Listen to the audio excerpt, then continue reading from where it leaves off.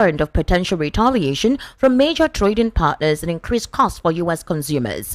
The announcement marks a continuation of Trump's long-standing America First trade agenda, which dominated much of his first term in office. Now, according to the list, countries slammed with tariffs include China, European Union, Vietnam, Taiwan, Japan, India, South Korea, Thailand, Switzerland, Indonesia, Malaysia, Cambodia, United Kingdom, South Africa, Brazil, Bangladesh, Singapore, Israel, Philippines, Chile, Australia, Pakistan, Turkey, Sri Lanka, Colombia, Peru, Nicaragua, Norway, Costa Rica, Jordan, Dominican Republic, United Arab Emirates, Ecuador, Guatemala, Honduras, Madagascar, Myanmar, Tunisia, Kazakhstan, Serbia, Egypt, South Africa, Saudi Arabia, El Salvador, Cote d'Ivoire, Laos, Botswana, Trinidad and Tobago, Algeria, Lesotho, Ukraine, Iceland, Kenya, Haiti, Nigeria, Namibia, Brunei, Bolivia, Panama, amongst other countries. While here in Nigeria, Vice President Kashim Shettima has departed Abuja to attend Senegal's 65th independence anniversary in Dakar. VP News understands that the VP will be representing the president at the anniversary.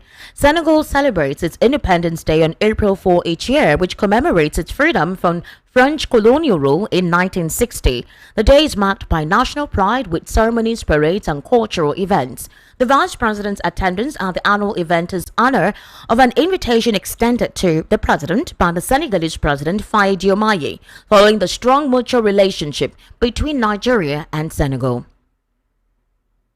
In a very recent development, the National Security Advisor Malam Nuhu Ribadu today handed over the former Director General, National Youth Service Corps, Brigadier General Maharazu Siga, retired, who was recently rescued, to the Chief of Defense Staff, General Christopher Musa. Ribadu also handed over Ambassador Idi Hong and 17 other rescued victims to the Chief of Defense Staff to hand them to their families. You recall that Siga was abducted on February 5, 2025 in his hometown of Siga, the Bakori local government area of Katsina State, and regained his freedom after spending 56 days in the kidnapper's den.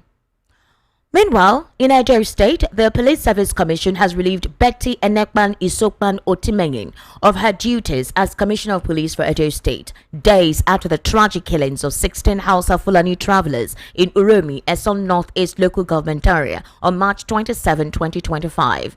VOB News gathered that the dismissal was linked to the incident, and the Police Service Commission has appointed Monday Agbonika as her successor.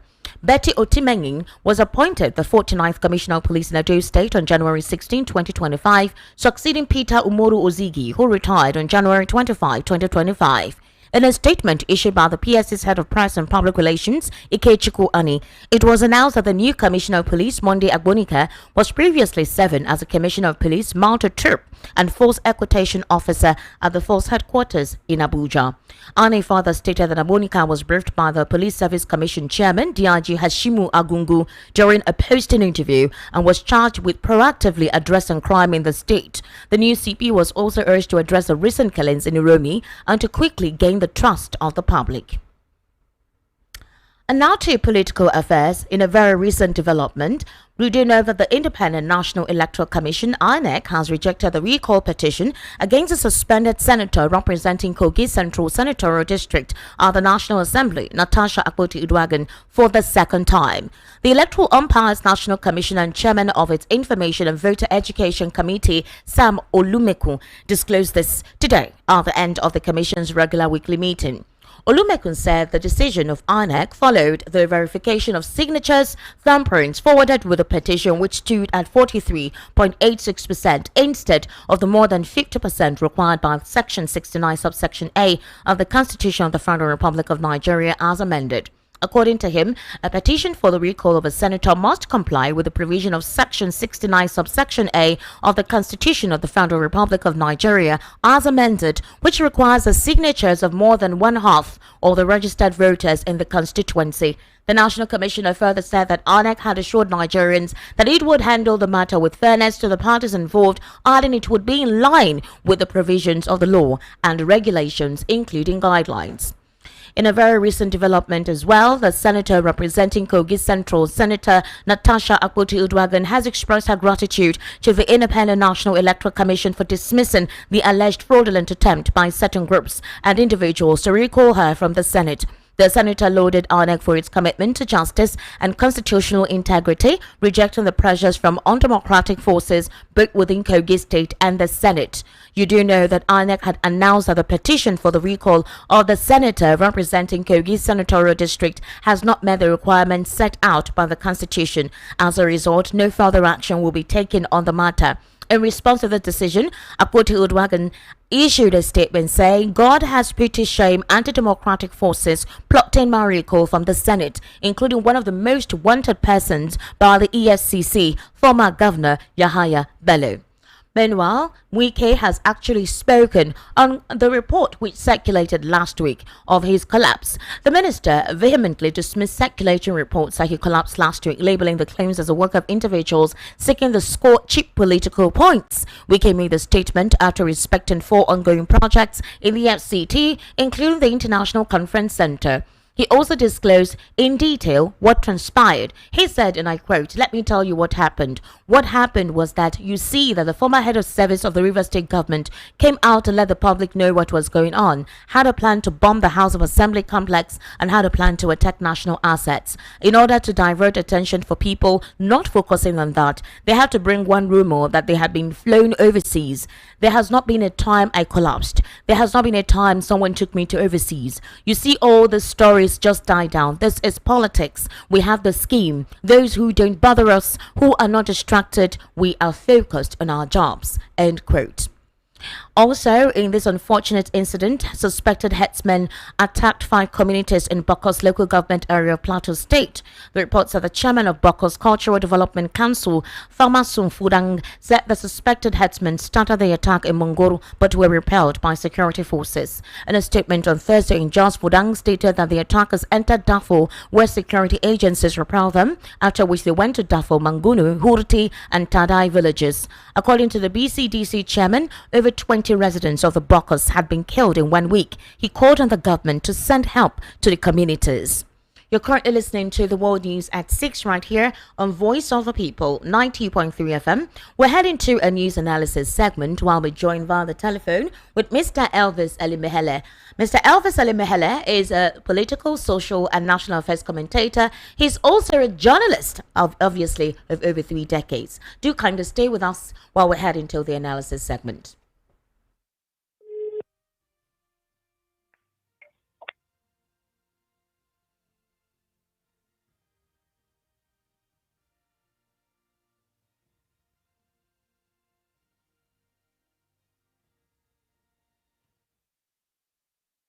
Thank you for staying with us. You're still listening to the World News right here on Voice of the People, 90.3 FM. Mr. Elvis Alimehele, good evening and thank you for joining us today. How are you? Good evening, Esther. How are you doing? I am so fine. Thank you so much, Mr. Elvis. How are you? I'm good. We thank God. Thank you very much. Mr. Elvis, I've been wanting to speak with you, but lately you were really down under the weather. And I know that you're from the state where this unfortunate situation occurred last week, Friday. And we've been hearing updated, developments on how the aftermath of the brutal killing happened. Mr. Elvis, just today, the Police Service Commission has removed the Edo State Police Commissioner following the Uromi killings. She was appointed on the 12th of January 2025. And right now, there are drastic measures to sanitize the security system in that state. Mr. Elvis, for years now, the community members in Uromi, Edo State, Benue State, Plateau State, Northeast State, Southeast, they have all been complaining of consistent brutal attack by herdsmen. In fact, in the case of Edo, the victims who have gone through the ordeal of this Fulani terrorists say that in some instances, they see them in the open market square. They're able to identify who they are. And most times when they take them to the police station, they're returned the following day. Due to the frustration that has continued to be implemented by this Fulani headsmen, they took what happened to be a mob action, which everyone has actually called against. How do you react to this severe attention on the state ever since this happened, compared to the warnings and cries of these individuals ever since they've been plagued by these terrorists? It's very sad, Esther. because my people cried so much about the insecurity that is prevalent in that Edo Central, especially the Eastern Northeast and Eastern Southwest, that is Uromi and Upiadia Azi. The governor was aware. Even the members of the National Assembly spoke about it. Oshomole spoke about it that Edo State is under siege in the Senate. And Marcus Onobu of the representative of Eastern West in the House of Rep also told Nigerians that the security situation in Edo State government is overwhelmed with it. Yet, the federal government, the state, and even the National Assembly never saw it as something that they should look into. These people who spoke at the National Assembly are representatives. They came from constituencies in Edo State. Yet, it was overlooked until the people now decided that no, we can't continue to fold our arms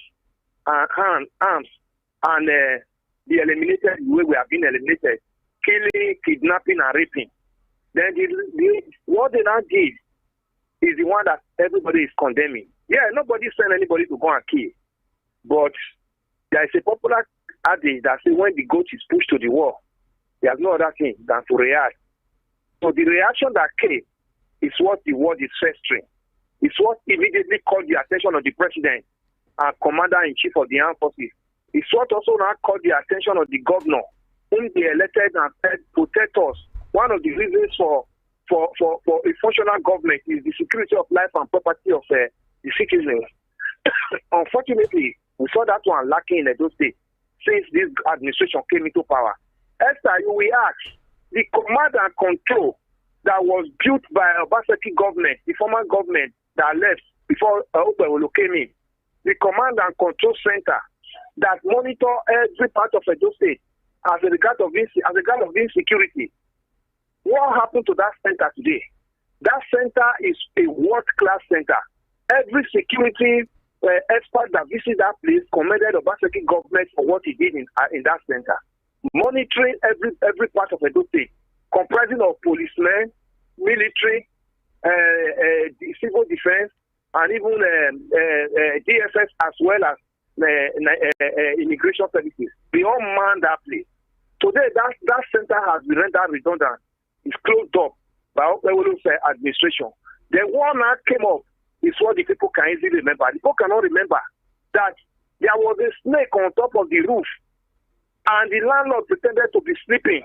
And now that snake now began to release his venom. That's when the landlord now knew that, oh, I should wake up. Obewolo that could not go to Uromi to actually assess the security situation in Uromi, less than 2 hours drive from Benin, was able to rush into Kano to go and now begin to apologize and be pleading. You see, what APC administration has brought to this nation is something that one cannot imagine. They said Jonathan was clueless. Oh, they are now bringing a Major General who is a retired military general. He will come and fight insecurity. We saw 8 years of Buhari's regime, completely redundant and useless as far as security is concerned. The Tinubu are taking over now. Every day we now hear Tinubu, even Tinubu's administration are talking about the information that we are associated with Buhari's regime. What has he made? In your news now, you just read about Plateau State. You just read about the killing in Plateau State. This killing has been on and is still on. That killing now is now snowballing into Edo State, South. Then nobody is talking about it. Who fold his arm and see that his means of livelihood, they cannot go to farm, their wives are being raped, they are being kidnapped, then somebody now just fold his arm and say, oh, it's only a tree that stands still, even when it is an attempt is being made to cut it. No human being will be able to tolerate that. I think the federal government need to do the needful, and we have to continue to remind them. And that's why you and I must continue to remind them with this medium we have on our hands. Thank you. Thank you so much, Mr. Elvis, for that. Let's look at Natasha Akpoti-Uduaghan. I don't know if you listened to one of the monitor stations yesterday evening, where one of the senators supposedly corroborated most of the allegations Natasha Akpoti had against the Senate president. There's something about the Senate president always carrying people around his home and showing them how expansive his home is and the fact that he has a chapel in the house. Now, former Senator Elisha Abbo was able to corroborate the whole taking people around his home and telling them about the chapel that he has in his house. Well, in this particular case, the reason why we're talking about this is the fact that Natasha Akpoti has thanked INEC and saying that history will not forget this justice. She hailed INEC's decision to reject, the recall process. She also dismissed, she's issued a statement that God has put to shame the anti-democratic forces plotting her recall from the Senate, and that one of such persons is the wanted EFCC former governor Yahaya Bello of Kogi State. Do you think that this entire situation that devolved to this point was made ridiculed by the Senate's reaction to Natasha Akpoti's allegation? Secondly, with the mammoth crowd that welcomed her and most of the statements she's been making, would you say she's been excessive in reacting and calling them out? Esther, I was overwhelmed with that mammoth crowd. That's an organic law that the people of Kogi Central Senatorial District have for the senator they elected. And you will agree with me that this woman has only stayed, Natasha has only stayed in the house for just about 1 year and 3 months. And the empowerment she has given to her people has no match compared to some of the senators that have been there for 16, 17, 18 years. True. So the people knew that they have somebody who had their feelings. And that's what you saw in that welcome home civic reception that she was giving 2 days ago. So to come to what I watched Senator Elisha Abbo last night. Yes. And I saw him corroborating most of the things, most of what Natasha Akpoti said concerning about taking people around his house. Yes. And so much enthusiasm on the chapel he has in his house and all that. You will not discover that the line Natasha spoke along and the line Senator Elisha Abbo also spoke along last night. I mean, there are corroboration and in the system he does these things. And look at 2 things came out of this expose from these 2 senators. Natasha Akpoti told us that he said she held her hand and said, I have a chapel, let me take you there. And as they were going, when they got there, he said, do you know that I am the head of the Senate, and if you take care of me, I will take care of you. It's true. She made a similar statement like that, corresponding with what Abbo said. Yes, I want you to come. I want you to find a time for us to be here to take care of ourselves. When he's taking people to that chapel, we always have discussion that now become an instinct between him and the person he's taking there. Elisha Abbo also disclosed last night that when he took him to that chapel, he told him that you know that 5 senators are going to go.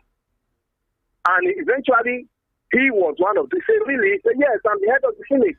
I'm telling you what is going to happen. And at the end of the day, Elisha Abbo was one of the 5 senators that actually went. That's to tell you that there's something happening around the Senate president that Nigerians actually ought to have investigated. Especially the Senate ought to have investigated. But we are talking about the head of the legislative arm of government.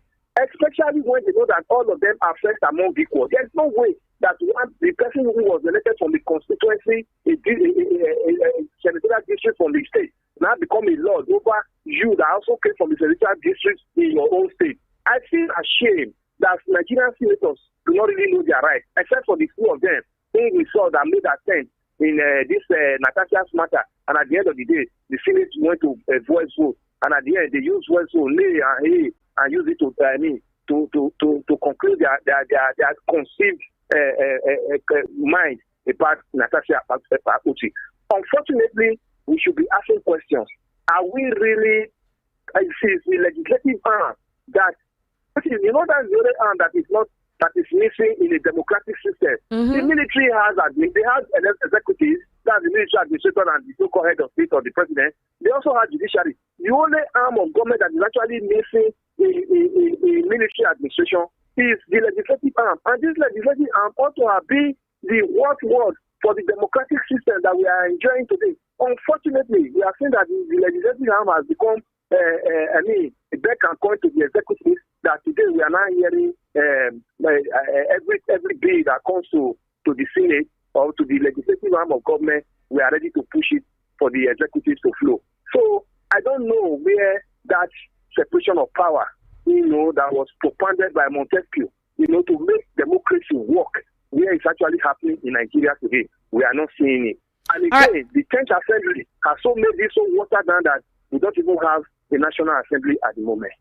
It's quite unfortunate, Mr. Elvis, although Senate President Godswill Akpabio has responded, in fact, giving him a warning, said that Elisha Abbo has made a statement whereby he retracted it in 2023, and that Elisha Abbo is basically saying all he's saying because he's no longer in the system, and warn him to be very careful of the kind of remarks that he makes concerning his person. In fact, he said that this was a statement that was made through, Senator Godswill Akpabio's spokesperson, and that the office attention has been drawn to it. Well, that for the avoidance of doubt, after a thorough legal process which ruled unequivocally that Mr. Abbo's presence in the Red Chamber was in error, that the court determined that he was not validly elected as a senator of Adamawa North, and consequently he was removed. That's what the Senate President is saying. Obviously, the former senator Abbo said that the judicial process has become, or the process through which he was asked to leave, or he was sacked, he called it judicial banditry. We'll be getting into that later in the course of the conversation, possibly during the evening rush. But my question now is this, Mr. Elvis. Two persons have come out to talk about the authoritarian subversion attitude of the Senate President. What do you think the Senate should do now? Because the Senate, the higher chamber that is meant to be the foundation and the fundamental of our democracy, has become a place of ridicule. How do you think that committee, that house, should do what you call an introspection and sanitize itself from all these ludicrous statements coming out about their activities and lifestyle, contrary to the pains that Nigerians are currently going through? The senators have a responsibility to redeem their image. We have seen Nigeria Senate since 1990 now. But what we are seeing now is a different one entirely.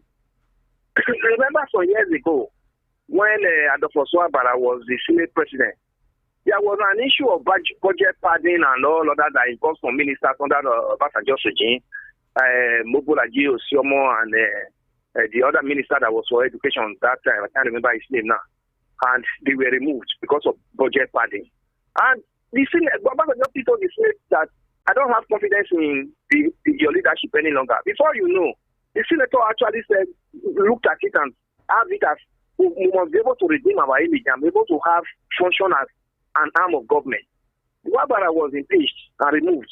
But today, what we are saying is that as Senator Akpabio is talking, shouting, and switching off the microphone of his colleague in the house, others are saying he's doing the right thing. So that's where the confusion is coming in. It's sometimes you are embarrassing your colleagues that you have the same equal right in this house. Yet, some others are saying, yes, that is how it's supposed to be. There is a new sheriff in town, Esther, especially with this 10th National Assembly. I don't know where it's going to take us to from now to 2027. But the senators, progressive senators, especially the opposition in the House. This is when we want to actually know whether there is opposition in the House. This is when we want to actually know that if the opposition actually exists in the House, they should be able to see some of these anomalies that we are seeing from outside, because we elected them to represent us and to give us laws that are not tainted with suspicion. But what we are saying now is that any bill that comes in the passing, the opposition in the House should not do the needful. They should be able to come around and say, no, we need leadership that will give us that integrity as far as the National Assembly is. Hello? Sorry. Hello? The call cannot be Mr. Elvis? Can you hear me? All right. I will try to reconnect with Mr. Elvis Elimhela. He needs to complete his thought because we have one more aspect of the world news where I need him to speak on concerning Nyesom Wike on the collapse report we heard specifically on Friday last week. Mr. Elvis, can you hear me? I can hear you. What happened? I think it's network. The line went off. All right, Mr. Elvis, you were saying, please, because we need to delve into another angle of the conversation. Yes. So it is now time for other opposition leaders or opposition members in the House to think of how to put heads together to work and regain the image and the integrity of the National Assembly, the arm of government, second arm of government, the legislative arm of government. This is when they should act, because a situation where one person you elect as your head is now bringing, all these kind of allegations and all, to the House. Now I said, okay, let's take this man aside.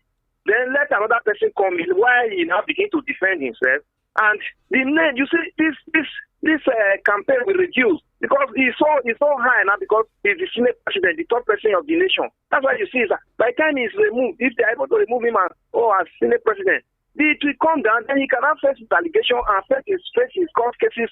Whoever is suing to clear his name. Then the Senate will not be, Nigerians will not have a different view about the Senate and say, okay, yes, this is exactly what we expected of them. But a situation where the senators are defending some of these shameful things that we are hearing, whether the allegation or not, these are not things that we should be hearing because they were not elected to go and start dragging cases of sexual harassment in the House. They were elected to go and make laws for us. Now we are not getting those ones. We are not getting the law. We are not here today. Every day, different allegation comes into the House. It's an aberration. They should look into it. All right, Mr. Elvis, that was quite in-depth.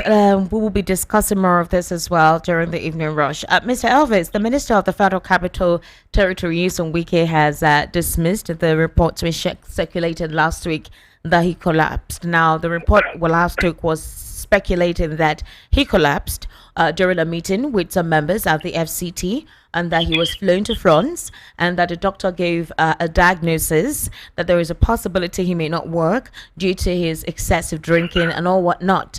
Now, a lot of Nigerians obviously where some persons actually wanted that particular report to be true because of his contribution to the political upheaval in Rivers State, which ultimately led to the state of emergency being declared there by the president. Well, he has come out to state that all of those reports were done by mischief makers, that because the head of service or one of the persons who worked within the close, circuit of the suspended governor Fubara came out to make some allegations, which is yet to be proven, about the fact that lots of monies were utilized unscrupulously and that he was responsible for the bombing of the River State House of Assembly. And Wike believes that that kind of rumor was done by the persons close to the suspended governor.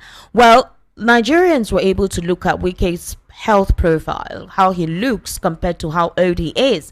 They made a throwback of how he used to look before, very voluptuous, sort of chubby, big, huge, and then the drastic reduction of, his weight and his size, which made them believe that story that circulated last week.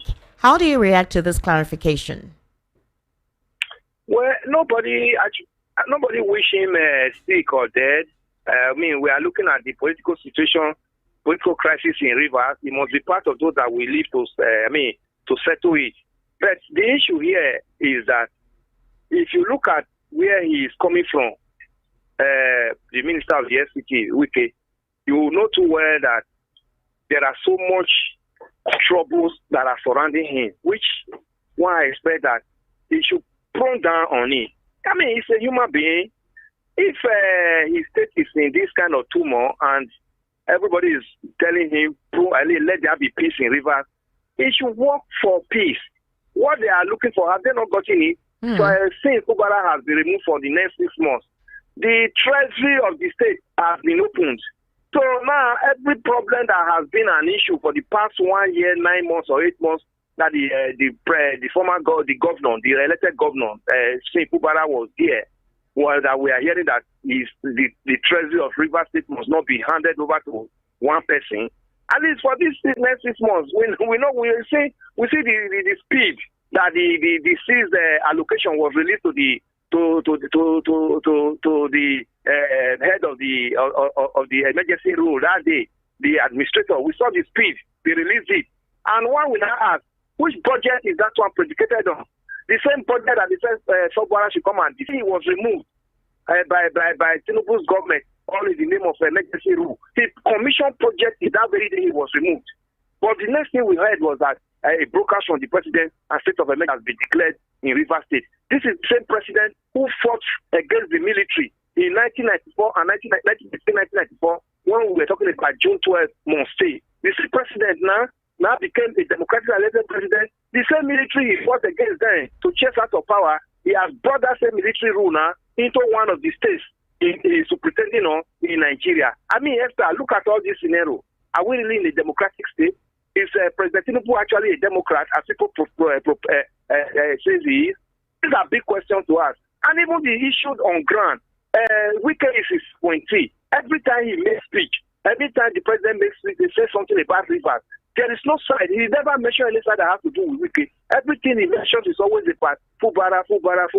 But if you want to actually settle dispute, you have to look at it from both angles. Come, you are wrong here. Then you go onto this line. Make sure this line is over. Then you go, the governor, you go follow this line. The resolution he handed over to him like this December last year. Look at